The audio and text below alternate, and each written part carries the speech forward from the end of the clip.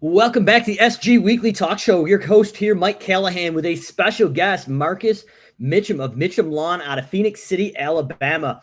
Marcus and I met probably about a year and a half ago or so with the Simple Growth Masterminds. Really impressed what Marcus is doing over at Mitchum Lawn. We're going to dive into what he's doing and doing some great things, as well as meeting his wife, Amber, in person, and great things she's doing in the business as well. But definitely, Marcus, want to appreciate you for coming on here. And if people haven't met you, if you don't mind, just kind of introducing yourself and just kind of give us a little background. How'd you get into the lawn care industry?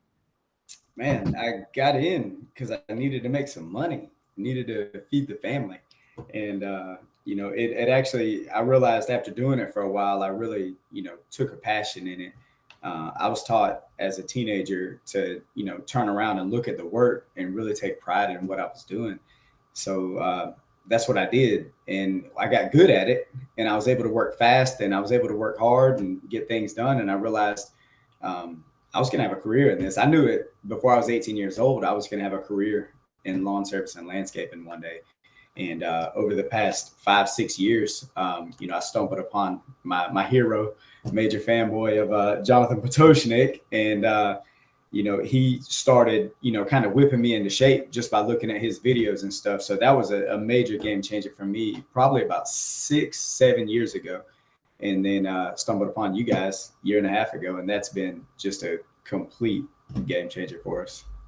Yeah, it's crazy. So how many people we've had on the weekly talk show here, dating back several years now. We took a little bit of a hiatus there just with my schedule, but a lot of everybody that we have talked to at some point pretty much has been influenced by Jonathan Potoshnik and that Lawn Care Millionaire YouTube channel. So huge shout out to JP if he's listening.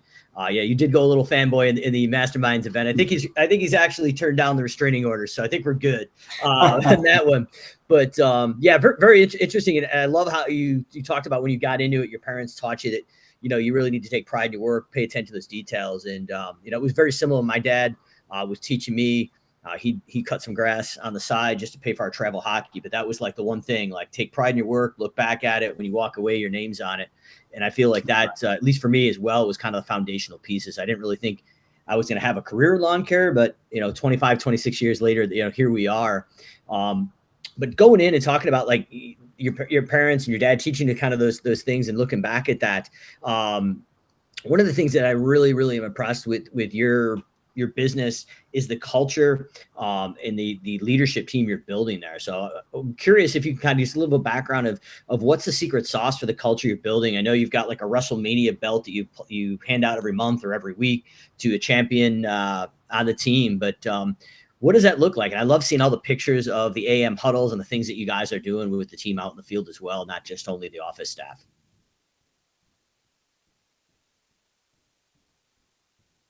Oh, Marcus, did we lose you? All right, we're waiting for Marcus's internet to catch back up. But the stuff that we're seeing with Marcus and the team there is just phenomenal.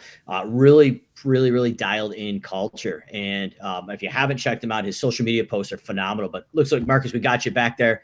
Little freeze the internet, not a big deal. What can go wrong on live Facebook here? But we're Right. digging in. I don't know how much you caught of that, but really curious about the culture, the belt, all the things you're doing with the team, AM huddle. What is that? What is the importance of culture, and how is that helps you evolve the business?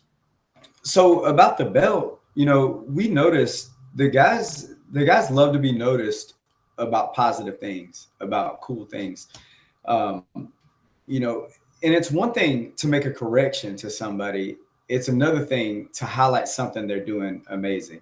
There's going to be so many negatives, and people are going to remember. It's almost Mello talks about having like a storehouse inside of us. We got positives and we got negatives. That belt is a way for us to put some positives in there. Maybe the crew that you see that wins that belt that week, maybe they had some complaints in that week.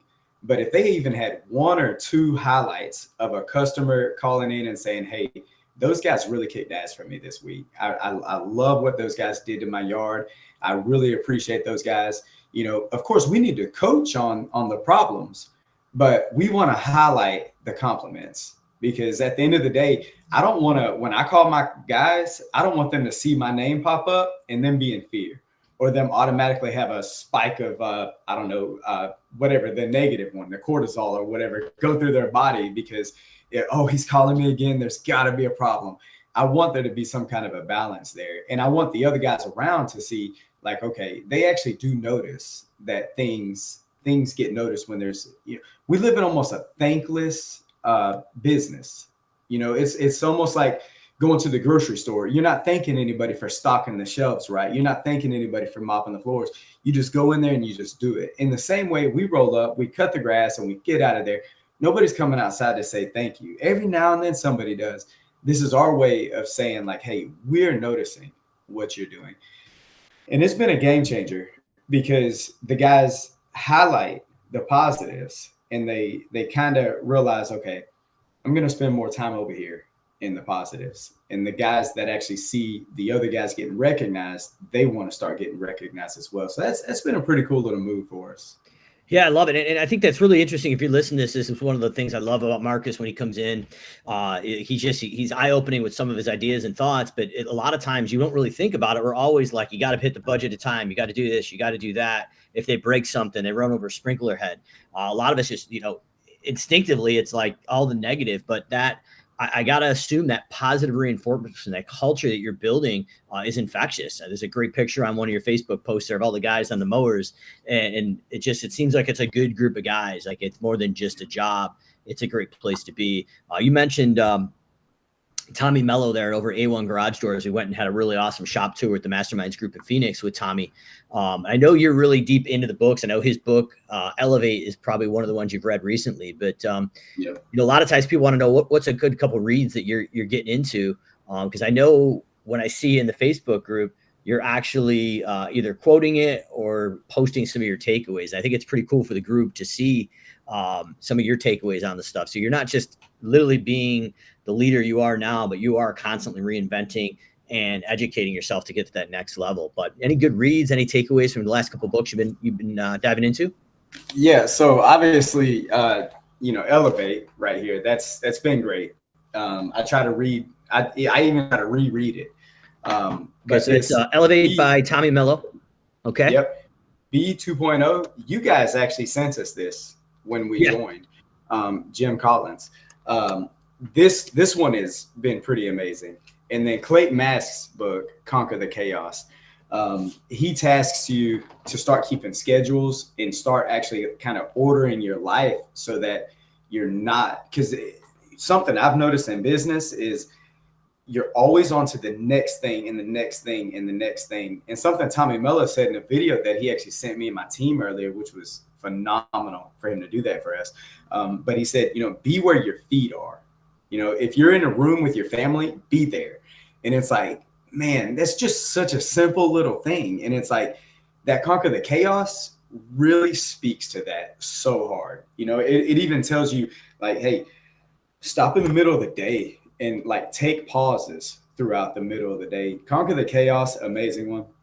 This B 2.0, it's been amazing. I'm probably I'm still very close to the beginning of it.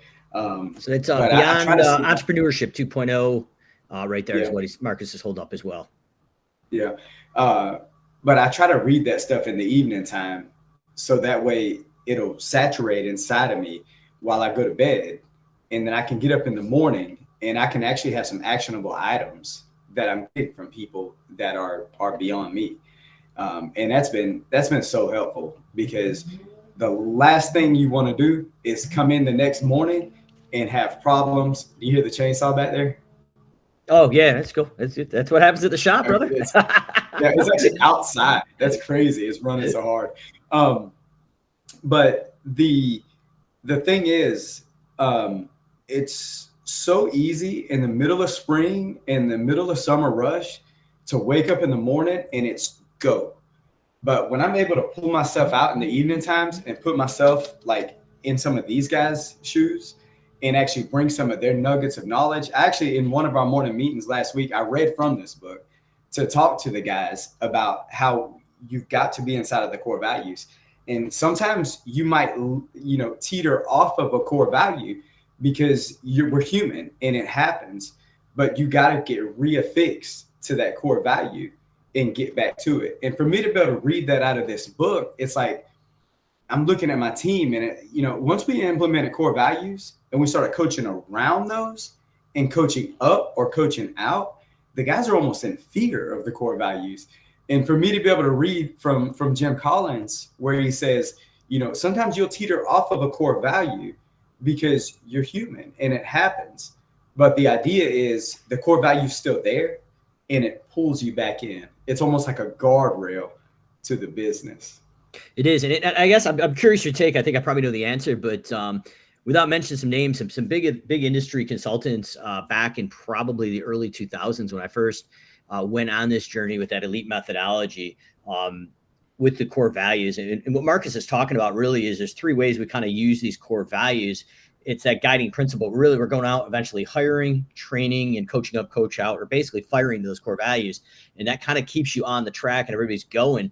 But Marcus, it was interesting that I had some culture issues in the Callahan's Lawn Care. We went out to Phoenix. We met Brett and Miranda and that team, and probably invested a little over $25,000 just for 2 days, basically, to get that going. But a lot of the consultants in the lawn care industry said, "Mike, you're crazy. At best, all you're going to be able to do is have a picnic for these guys and, maybe a couple beers at the end of the day. That's the most culture you're ever going to build in a lawn care company." It seems like you would probably disagree with that. Maybe you don't, but I mean, it looks like you got your core values on your wall behind you. Has that helped change things when you got really serious about those core values? Can you implement it in the field? It looks like Marcus is lined up here, so we'll give him a second to reboot up. But yeah, the core values, at least in my company here, have been really the guiding principle, not only for the lawn care company now, but Simple Growth. And going out and really being able to go out and literally be intentional about a job posting that literally aligns the actual core values that we're looking at. And then we're going to go out and hire these folks. So everybody's kind of on the right seat, on the right bus, going to the same place. Then we're going to train to them. And then eventually, if they are in conflict of those values, we actually go out and end up coaching up or coaching out or firing those individuals. And that honestly, and our experience with the masterminds group has allowed us to really go out and enable lawn care companies, specifically landscape companies, snow removal companies, to get really, really deliberate with their hiring. And a lot of folks will come into the group or talk about labor issues right now. And literally, people are coming out of the masterminds group with this elite methodology that we license and teach and bring these 8-figure business coaches in to teach. And their labor problems aren't perfect, but their labor problems have actually been resolved for the most part. So Marcus is back in the house. But Marcus, I was just breaking down how we used core values at Callahan's Lawn Care and as well as at Simple Growth. But kind of looking at your perspective, can core values and getting really serious about that help with the field staff, not only just the office staff? 1,000%. I'd say even more with the field staff. I catch myself from time to time having to look at the core values, and then even the office staff looking at me and saying, "Hey, no, you need to be accountable to this. You forgot to go do that appointment. You need to be accountable to this. Hey, you need to take pride in, or you need to have an attitude."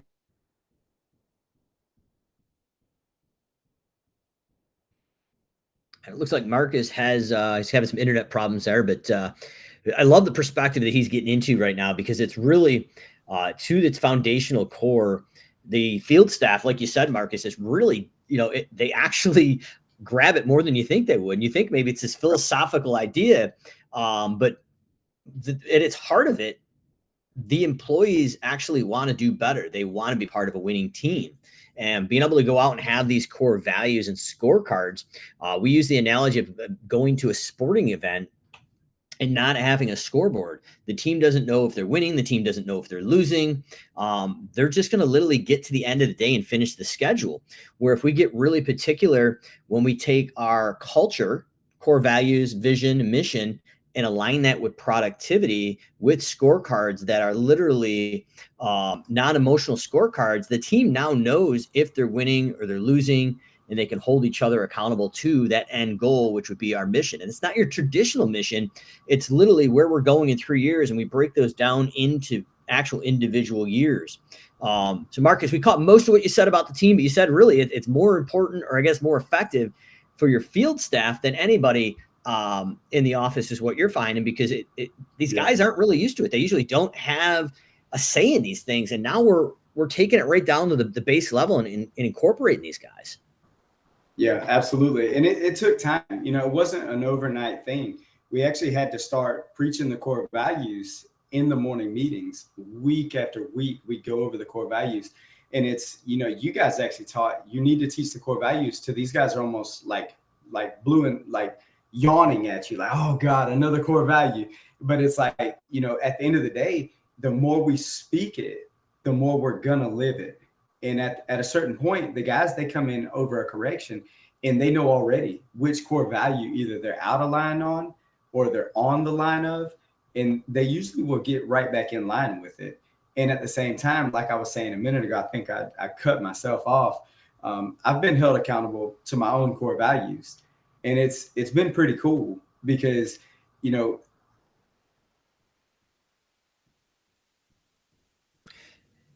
Yeah. So as Marcus is saying too, son, I've been in the same situation really where, you're as the business owner or the leader, your team is actually going to come in and hold you accountable. So at the lawn care company, very similar to what Marcus is saying, one of our core values is we will do what we say we'll do.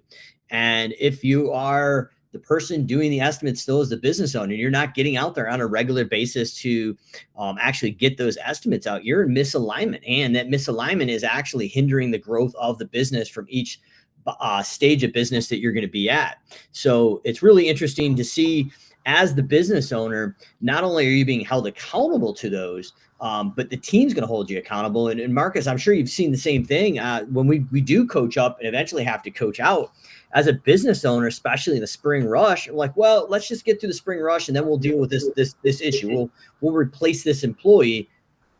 The team's not going to let you. And very similar to Tommy Mello when he's talking about it, one of the things that struck me was A players don't like B players. Well, as you build this culture and you've got a bunch of A players, if somebody comes unaligned or they're a B player and they've slipped in, a team's going to sort it out because it's not going to be in alignment to the culture that you've built in there. So, Marcus, one of the things I wanted to hit on, because I really think to see you guys grow and scale the way you guys have a really very simple service offering. And what I mean by that is it seems to be not like when we walk into a deep dive with a client and we set up 50 or 60 services, believe it or not, in an SA account. Right now, you guys are focused on your mowing, your maintenance, bush trimming, cleanup, spring and fall, and aeration. There's 5 or 6 basic, simple services. Could you speak to adding the simplicity of those services in your business, and has it allowed you to go scaling faster? How has that affected your ability to train and onboard new team members as well?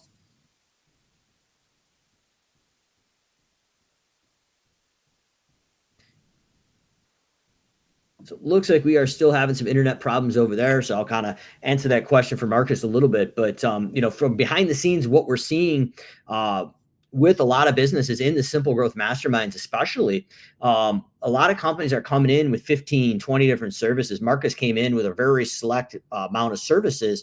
And with that, he was able to literally scale that quicker. But what we're finding is the businesses are boiling down to 5 or 8 real distinct services. They're able to go out and standardize their equipment, standardize their trucks, and not only standardize the equipment of the trucks, but they've standardized their training. And that's going to allow the business owner to go out and actually not have to babysit the employees. Because when we get to a stage 4 to stage 5 business, the business owner in the early stages is going out and hiring employees that they don't know. And from 4 to 10 employees, approximately, they can't be on every truck. So they're going to have to go out, and by creating these simple services, it allows for better onboarding and better training. And then eventually when we get past that $1 million mark, like most of the companies in the Simple Growth Masterminds, you've got to be $1 million beyond to get there. Your next thing is people and systems. So the people you hire that you don't know are eventually hiring people that they don't know. So to be able to go in and boil it down to the simple service offering that Marcus has put in here has been really instrumental with a lot of the businesses, and going in to be able to train on these core services and be able to standardize the equipment selection. So that has been obviously really, really helpful for most of these business owners to go in and create a standardized system to onboard. So one of the other things I wanted to touch base on Marcus here, and it looks like internet connections are a little wonky today, so we'll have to get him back on the show when we got some internet things dialed in here. It looks like he's got on his cell phone here, so we'll bring him in. So Marcus, I was talking about some services, your simple service, your mow, your maintenance, bush trimming, cleanup, and aeration. I kind of talked about the overall view of what we're seeing in the masterminds group, because a lot of these companies are coming in with 15 to 20 different services and then intentionally shrinking down. So we want to be able to standardize and simplify those services. So one of the other things that we were going to break down with Marcus here is the certain metrics that we're tracking daily and weekly in a lawn care and landscape business. So curious on these steps that Marcus, if he comes back here to take a look at, but there's a reoccurring theme right now as we get to 1 million and beyond that we're really kind of using the analogy that Garrett Matthews, one of our 7-figure coaches, talks about. And these certain metrics are like the dashboard on your car. You're not going to go on a cross-country trip without checking your gas, your tire pressure. Are you overheating? These are the things that are going to be in front of you. So on a daily basis, we want to be looking at budget versus actual time. Is there a quality control? And it maybe are they doing pre and post maintenance on the equipment, but are there certain metrics that we're looking at that are going to show you if you're going to hit your monthly, quarterly to annual goals? So there's certain metrics I'm suggesting that we should look at in our lawn care business on a daily basis. And that's going to be our budget versus actual with the quality control and pre and post trip maintenance on the equipment. So those are, we call them a big 3 methodology, but those would be the big 3 that I'm looking at per crew each day with clarity on a TV or dry erase board in the shop. And then as we go back out, we're going to be looking at some daily metric or our weekly metrics where we're going to go in per crew and see if we got daily versus or budget versus actual on a weekly basis, and then going in and checking out the overall percentage which each crew hit. In addition to that, we probably want to make sure that we're hitting our certain revenue goals. And finally, we probably want to be looking at it a weekly basis, if not definitely a monthly basis, of new clients, canceled clients, and net new. So we're starting to look at some of these metrics as a daily and weekly cadence in there. But as Marcus is joining us back here, one hell of a time with the internet, brother, so no worries. Is there certain metrics that you guys are looking at Mitchum Lawn on a daily or weekly basis to make sure that you're hitting your goals and keeping the quality and things you're doing? Yeah, so definitely quality control checks, because we are running P for P. So obviously the guys are running fast. You know, the more they can get done, the more money they make. You know, if they make a mistake, they got to go back and fix it themselves. But at the same time, a client's not always going to tell you, like, hey, your guys made a mistake. Some of them are just too nice for it. And sometimes the guys, they figure out like, okay, this client lets me get away with this, so it's okay. But then they might take that same habit to the next yard. So we've actually implemented this season a quality control checklist where we actually rotate our operations manager goes around and checks different crews every single day. He'll just have one route. He just goes by. He's got a simple checklist. At the same time, he might look for upsell opportunities. And not so much, you know, I want to sell you something to pitch more stuff to you and get more money out of you. But, you know, if we notice, hey, their annual bed is due for refreshing, you know, that's a good time to touch base with a client and let them know, like, hey, you know, I think we can do this for you. It'd really make your house pop. The next thing would be our conversion rate and, you know, how many quotes are sent, how many quotes, you know, have been just outright not opened. And we're pretty diligent about, you know, calling the client back afterward if we haven't heard anything. And then, you know, obviously our jobs. All right. Marcus is definitely having some internet problems here. What we're going to do is wrap it up here in a minute. But what I'm going to do is the last thing we're going to talk about is some of these metrics is being able to get your break even number here. And I'm going to put it in the chat here. But basically, Dylan and I on the Simple Growth team have opened up some spots on our calendar there. And that Bitly is a calendar link. But one of the things, I guess, as people come into our lower coaching division, not necessarily the masterminds at $1 million plus. Hopefully, you know what it costs you per hour break even per person. I'm not talking just labor and labor burden, but I'm talking fully loaded break even. So what does it cost you per man hour? If you're charging $100 and it's costing you 50, break even, the difference on the bottom line is your net profit before taxes. So if people are interested, there's a bit.ly link there. It's a quick 35 to 40 minute call, free of charge. But if you come to the table with some of the homework numbers we ask you to get, kind of give them back to the community, we're trying to get the ability to get you a break even number as well. So you know you're charging enough and what it's actually costing to operate. And I think it's really interesting that a lot of times, even companies of 5-6 million sometimes come in for consulting. They think they know what the number is, but it's kind of a bank account balance. And like, we got to be making money because there's money in the bank account. But when we really get to the brass tacks of it, we get there, it's an eye opener. And what we're seeing is some folks' break even numbers are going up $8 to $12 per man hour right now with some of the inflation and things going on. If they had done it like last year, the year before, it's a free call. Hit the bit.ly link below. I'm going to make sure we get Marcus back on here when his internet gets back in check, but he definitely going to have him back on, talk about his P4P implementation. Really making some good moves with that. And he is driving top line, not only top line revenue, but bottom line profits with getting the team to buy in. There's no longer that antagonistic relationship with him, the management and the crews. Now they're working together. And one of the other cool things I wanted to touch base with him when we get him back is he does a monthly meeting where he actually has somebody come to the office or Zoom in for the field staff, and they start to enlighten them and start to introduce higher education and thought, building those leaders within, very similar to how he read the book, BE 2.0 there that he had, but reading a couple passages out of that, but he's really starting to invest in his team. And as a business owner, as a CEO, you really got three things that you need to do. And that one is to set the vision, you build the team, and deliver results. And Marcus is a gleaming example of that. So once we get his internet back up and running here the next few days, I'm going to bring him back on to recut this. But if you're out there and you do need a hand figuring out what it costs you per hour to operate before you make a profit, you break even, we've got a few limited slots on that bit.ly link in the comments that Dylan and I have opened up to no cost. Just kind of the mindset of abundance, help folks get their numbers in order, because right now, if you don't do that, it's probably going to be too late by the end of the year. We see a lot of businesses right now having financial issues, not having their financial house in order. So SG Weekly Talk Show, we'll see you back hopefully later this week.